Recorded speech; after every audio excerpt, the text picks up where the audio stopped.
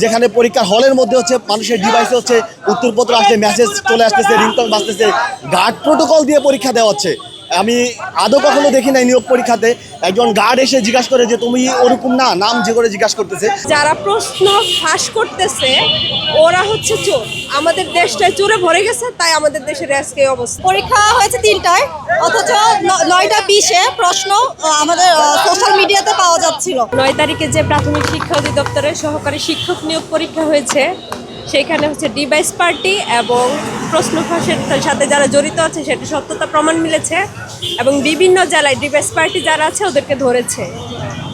এখন আমার প্রশ্ন হলো, যারা ডিভাইসের মাধ্যমে পরীক্ষা দিয়ে শিক্ষক হচ্ছে ওদের কাছে যে আপনারা যখন শিক্ষকতার ওই সম্মানের চেহারা বসবেন, বসার পরে আপনারা যখন বাচ্চাদেরকে বলবেন যে দুর্নীতিমুক্ত বাংলাদেশ গড়ার জন্য তোমাদেরকে সোচ্চার হতে হবে, তোমরা বড় হয়ে অনেক বড় মানুষ হবে, আপনারা এই কথাটা যখন বলবেন তখন লজ্জা লাগবে না যে আপনি যোগ্যতা ছাড়া প্রশ্ন কিনে পরীক্ষা দিয়ে আপনি শিক্ষক হয়েছেন?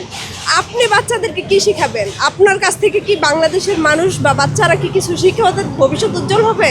কখনোই হবে না। আর যারা প্রশ্ন ফাঁস করতেছে ওরা হচ্ছে চোর।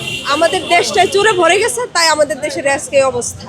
আমরা সাধারণ শিক্ষার্থীরা রাজপথে দাঁড়াতে হচ্ছে আমাদের অধিকার আদায়ের জন্য, আমরা আন্দোলন করতে হচ্ছে, পথে ঘাটে আমরা গুলি খেয়ে মরছে শিক্ষার্থীরা, কিন্তু এগুলা বাস্তবায়ন হচ্ছে না এবং সেগুলো বাস্তবায়ন করার জন্যই আজকে আমরা এখানে দাঁড়িয়েছি।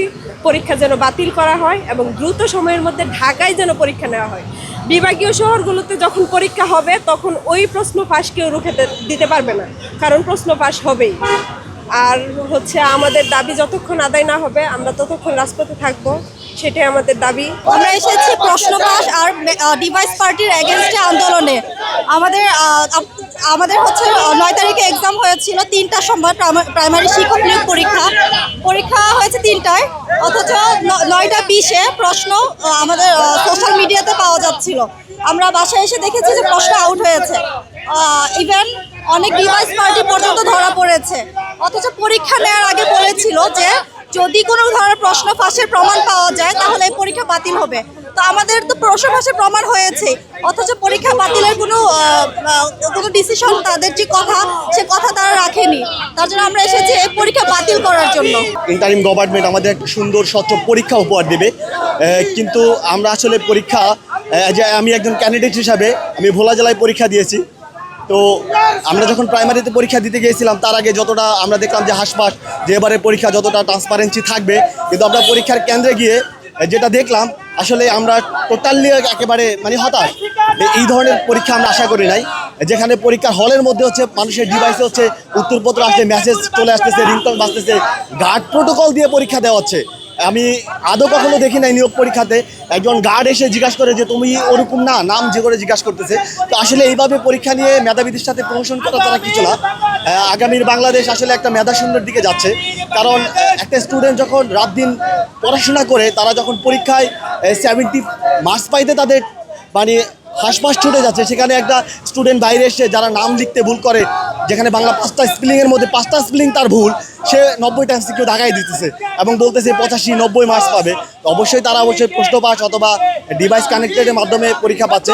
আর এইভাবে যদি একটা প্রাইমারি স্কুলের টিচার এই ধরনের টিচার হয় তাহলে আগামীর প্রজন্ম আসলেই মেধাশূন্য হবে, কারণ যারা একটা বানান লিখতে ভুল করে তারা আসলে বাচ্চাদেরকে কী পড়াবে?